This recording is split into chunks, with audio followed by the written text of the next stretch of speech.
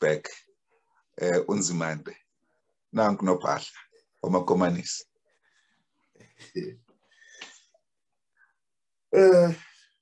Thank you very much, Deputy National Chair, and thanks to Comrade Solima Paila, our first Deputy General Secretary, for your kind introduction. And greet also all the national office bearers of the SACP. Let me also greet the President of the African National Congress and the Republic, Comrade Matamela Cyril Ramaphosa, and also thanks for your kind and revolutionary message on this important occasion of ours. All the members of the National Executive Committee who are present, including the DSG, Comrade Jesse.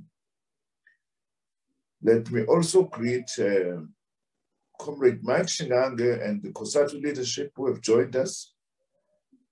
Let me also greet our host Provincial Secretary, Comrade Benson Mwezu, the President of the ANC Veterans League, Comrade Snuki Zigalala. Thanks for joining us. Comrade Tinyi Kontini, the National Secretary of our YCL, and all comrades who are participating and also watching this important occasion of ours. Dear comrades and friends, today we are launching the SACP Centenary Celebration Program. It's a great honor and privilege for me to deliver the opening statement of the SACP Centenary Celebration Program. We will, however, deliver the main centenary statement and address on the 1st of August, 2021.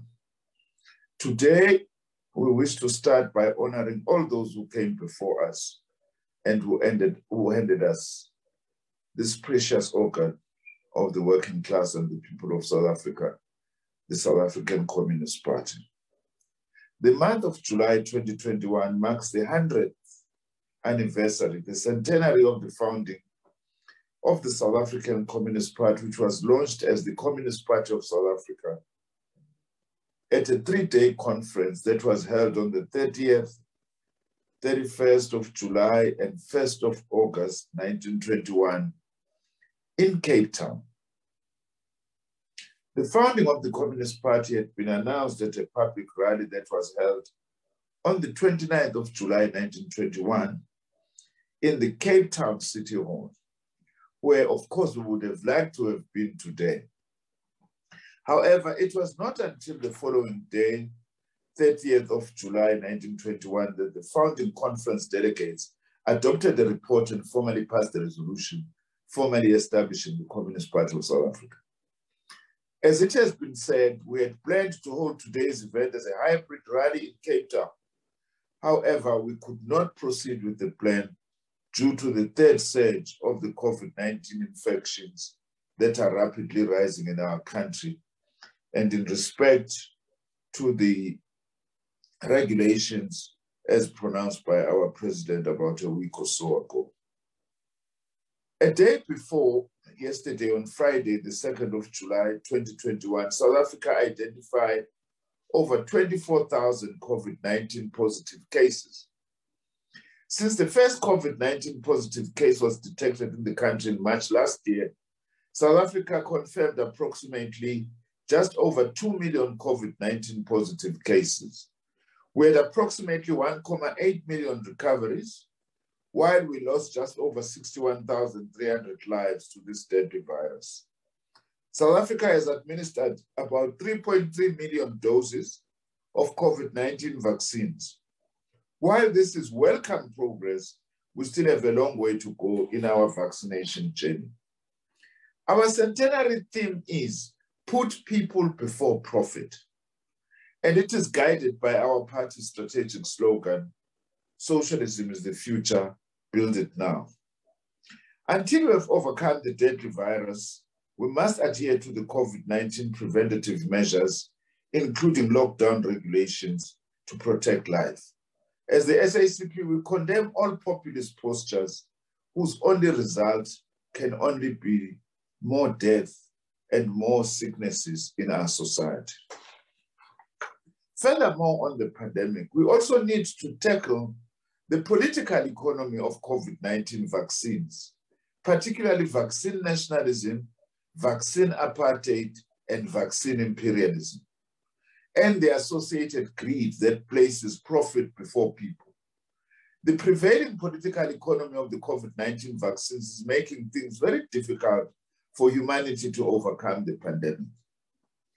The United States and Western European countries, for instance, have snapped up the patented COVID-19 vaccines more than they need for their populations. Vaccine nationalism deprives millions of people in developing countries of vaccination. Compounding the situation, the pricing model for the vaccines is also unfair.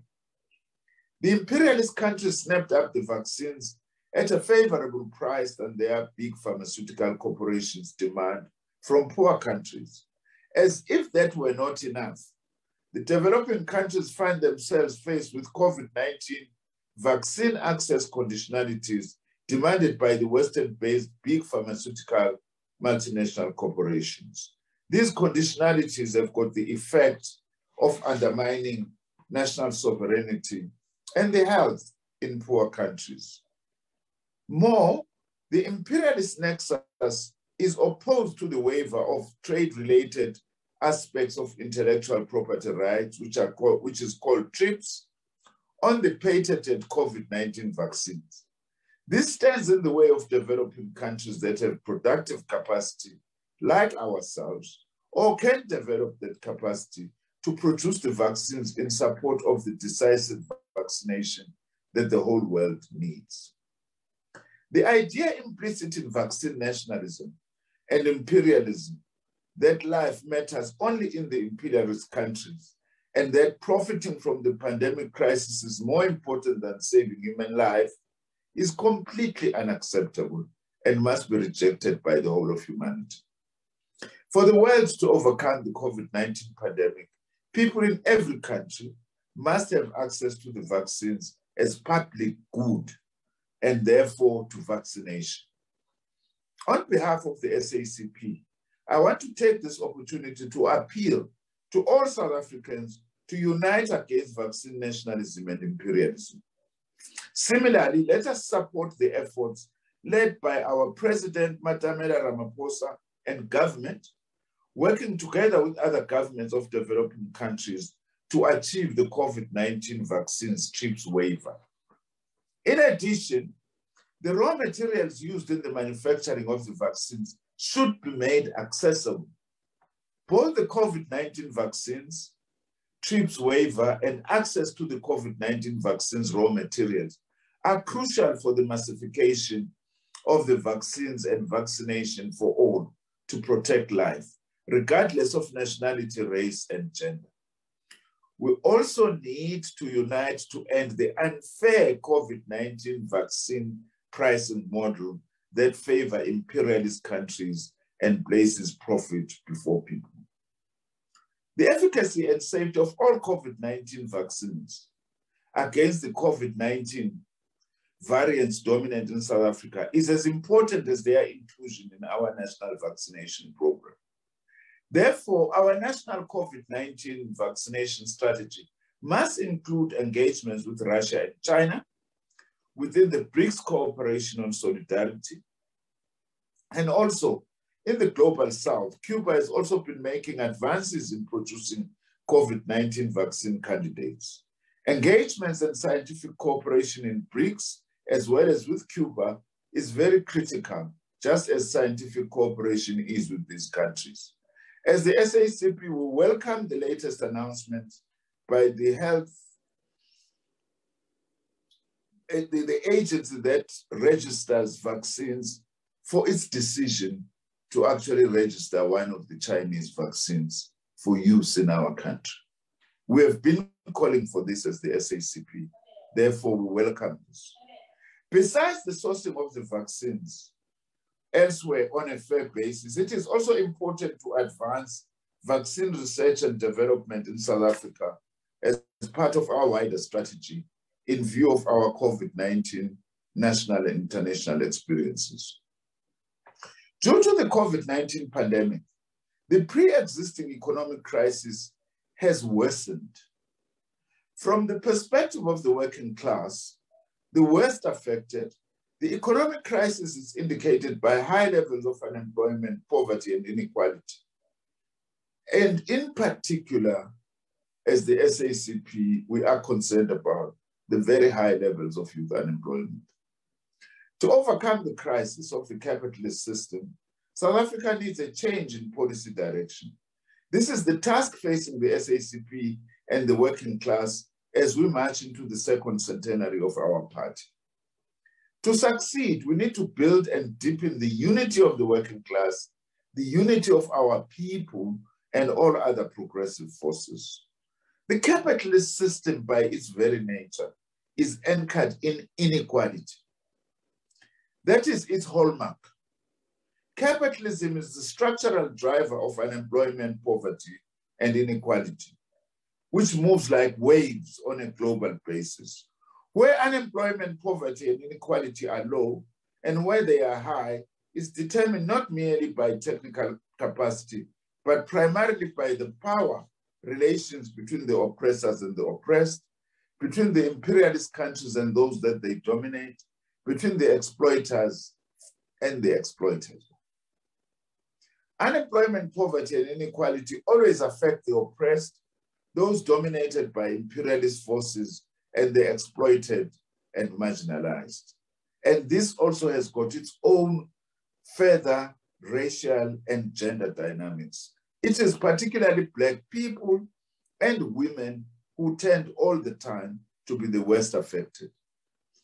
Associated with the economic crisis, the crisis of social reproduction that is indicated by the struggle of many households being unable to support life. This has also become worsened by the COVID-19 pandemic. Also, not unrelated to our socio-economic situation is the scourge of interpersonal violence, gender-based violence, drug and substance abuse, and criminality, which are devastating many families, households, and communities. We must continue tackling these scourges whilst tackling the COVID-19 pandemic to protect human life. In other words, what we are saying as the SACP, much as we should be prioritizing dealing with COVID-19, but we must not also forget about these other scourges that are afflicting our society. We need to wage those struggles in their totality. We must protect the supremacy of our Constitution and the rule of law. Our Constitution is a product of our liberation struggle, of which, as the SACP, we have been a proud participant over the last 100 years.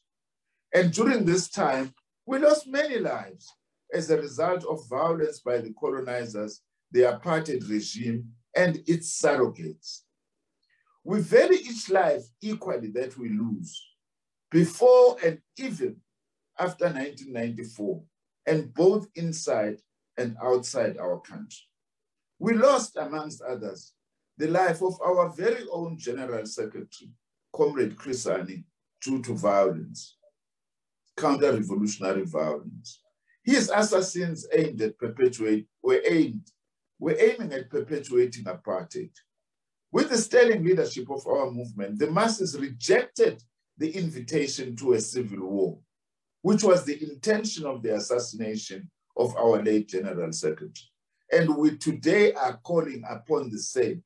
Let's reject any attempt at driving our country towards civil conflict. Our Constitution is not something we can allow any person or grouping to gamble with or undermine. Defending the supremacy of the Constitution and the rule of law is therefore a national imperative. That's our main message as we launch the centenary month of the SACP. We strongly condemn the groupings and individuals who are inciting violence to undermine our Constitution. As things stand, we have not recovered at all from the consequences of apartheid violence, including the violence the apartheid regime sponsored through its surrogates. all over the country, but even more so in a province like KwaZulu-Natal. Many families encountered permanent loss of life. That is, the life of their loved ones that they lost is irreplaceable. The majority of the loss was experienced by Black families in the main.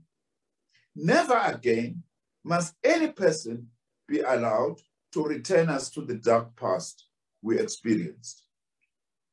The leaders, former leaders, and members of any formation in our broader movement in whose name reckless elements are inciting violence must distance themselves from such treachery, counter-revolutionary conduct. We call upon all leaders not to allow their names to be used in calls for violence. As communists, we must actually quote some of those who have gone before us, who once said, if you were a revolutionary day before yesterday and continue to be a revolutionary yesterday, indeed you were a revolutionary. But if today you become a counter-revolutionary, we won't say because you were a revolutionary day before yesterday and yesterday that you are still a revolutionary. We will call you what you are, a counter-revolutionary. This is a lesson that all of us as leaders will have to learn. In the same vein, we strongly condemn the abuse of the name of our joint ANC and SACP Liberation Army, Umkhonto weSizwe, which we dissolved in favor of our transition to democracy and integrated it into the South African National Defence Force. Real MK veterans know that life is invaluable and irreplaceable. They will not go around carelessly inciting violence and mobilizing to undermine the very hard-won democratic transition that the MK fought for. Let the name of MK not be allowed to be used to pursue what essentially is a counter-revolutionary agenda. We say this because we know as communists what war is and what war means. Masingadlali ngempi, ngoba impi iyabulala. Masisebenze ngokuzinikela ekuthuthukiseni izwe lakithi, ngokuthi silwe nesitha sangempela okuyindlala nokwesweleka kwemisebenzi. Masiqinise imizabalazo yethu yokulwa nokuhlukunyezwa kwabantu besifazane. Masibe ngamalunga embutho yethu ngokweqiniso, siyivikele, singabi amalungu amanye amalungu embuthweni. Laba bathi makuliwe, sifuna ukubabuza ukuthi bathi makuliwe nobani, ukuze kube njani ezweni. Kufanele sizibuze ukuthi laba bathi makuliwe bathunywe ubani. Ukuba ubaba uGwala usaphila, ngabe uyasibuza namhlanje. Athi mshana, laba bathi akuliwe bathunywe ubani. Abantu bakithi kufanele bazibuze, baziphendule lo mbuzo, ngoba kubalekile ukuze senze isiqiniseko sokuthi izwe lakithi linoxolo.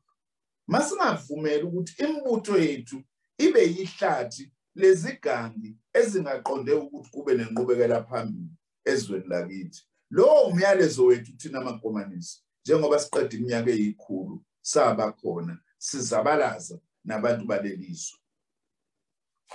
The gunshots that we've had by the elements inciting violence must be condemned in the strongest terms and must be investigated thoroughly and without fear or favor. Those responsible must be brought to book. No stone must be left unturned in defending our democracy. To be a revolutionary is to know when to use guns and to know that this is no time for guns. It's time to build a peaceful and a democratic South Africa. Corruption is another key challenge threatening our democracy. We wish to reiterate our support for the Commission of Inquiry into State Capture and Corruption. The Commission must be allowed to conclude its work. The law enforcement organs of state, including the prosecutors must follow up on the report of the Commission once finalized and submitted. Those who were responsible or complicit in corruption, as investigated by the Commission, must be held to account. We therefore expect consequence management, including through prosecution and asset forfeiture. We wish to reiterate, as the South African Communist Party, our support for the principle that no person is above the law. Let us all close ranks to defend our gains and our democracy. Dear comrades and friends, we have our own legacy in pushing the struggle for liberation to take cue from. We will say more about this on the 1st of August as to who we are as the South African Communist Party, to add to the words that have already been made by President of the ANC, by COSATU, as well as our Young Communist League. The Communist Party played a major role in our national liberation struggle since its founding in 1921. It was the Communist Party that forged our liberation alliance with the ANC and the Progressive Trade Union movement. The alliance reconfigured to keep pace with the times and played a major role in the forefront of our liberation struggle. It was the alliance, at some stage in the 50s called the Congress Alliance, that was behind the drafting of the Freedom Charter. The Communist Party, then as an underground organization, but with its leaders and members active in other Congress Alliance formations, made a huge contribution to that process, to the formation of Umkhonto weSizwe in its operations and throughout the course of our liberation struggle. That is why, as the SACP, we have a right to say, let the name of Umkhonto weSizwe not be used. Let us respect those who sacrificed their lives and whose blood was spilled in order to be where we are today, by protecting the image of Umkhonto weSizwe. Umkhonto weSizwe was never a private army of any leader of our movement, but it was a people's army. Today, we commit to building our alliance. Today, we commit to deepening the struggle against racism, class exploitation, and gender inequalities. Today, we commit to build and defend a peaceful and united South Africa. Since this is a launching statement of our centenary celebration, we will expand in our SACP centenary statement to be delivered on the 1st of August, as I have said. But one thing is certain: we are not prepared to allow any person or grouping to take us back. What we want is to advance, deepen, and defend the national democratic revolution and intensify the basis for an advance to socialism in our historical conditions. We call on all South Africans today, with humility, to pursue this route of building a better South Africa for all. We call upon the workers and the poor of our country and many other revolutionaries to celebrate the heroic role of communists in the liberation of our country and in the struggles for its reconstruction and development. Let us celebrate this centenary by doing what is necessary and what we can do best to defend the gains we have made thus far and drive a second, more radical phase of our national democratic revolution. To conclude, let us talk about international solidarity. The SACP stands in solidarity with the people of Swaziland, struggling for democracy, human rights, and inclusive development under a people's government. The violence unleashed through the military and other organs of the state in Swaziland against the people is outrageous and must be condemned by all peace-loving people.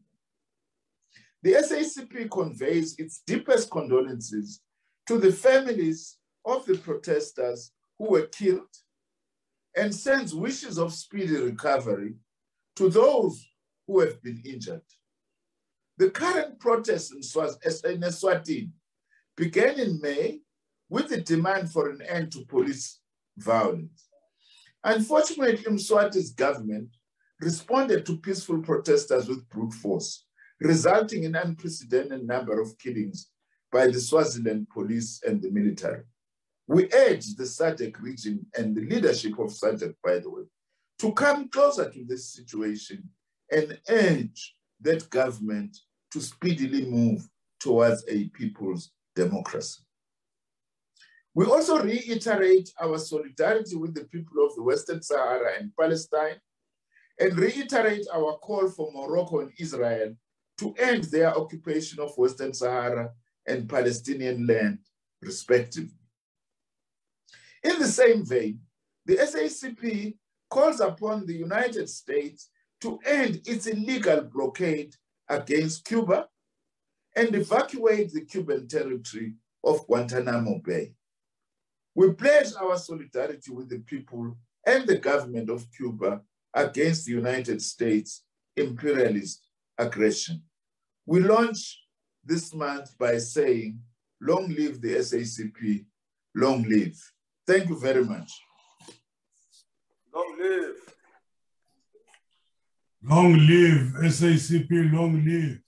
Long live. Long live. Long live. Long live. Long live. Long live. Long live SACP, long live. Long live SACP, long live. Long live. Long live. Long live. Long live. Long live. Long live. Long live. Thank you. Long comrades. Long live, Comrade Macedo. Thank you, comrades. Socialism is the future.